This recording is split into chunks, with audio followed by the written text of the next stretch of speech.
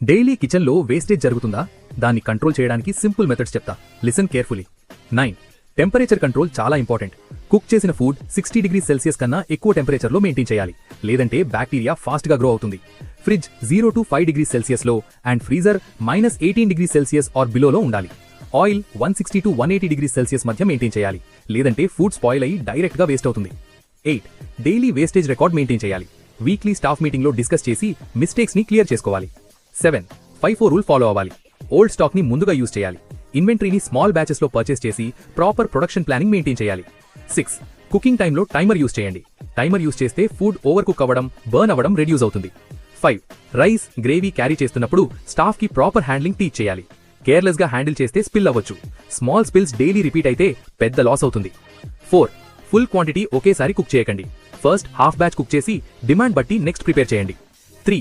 2 chefs ఉంటే shift start అయినప్పుడు clear communication ఉండాలి. 2. మెనూ సింపుల్గా ఉంటే వేస్టేజ్ తగ్గుతుంది. 1. స్టాండర్డ్ రెసిపీస్ ఫాలో అవ్వాలి. Same quantity, same method use చేస్తే ఓవర్ యూజ్ అండ్ వేస్టేజ్ తగ్గుతుంది. వేస్టేజ్ కంట్రోల్ చేస్తే కాస్ట్ కంట్రోల్ చేసినట్టే. లైక్ చేసి ఫాలో చేసి పెట్టుకోండి. రేపు how to speed up kitchen service గురించి మాట్లాడుకుందాం.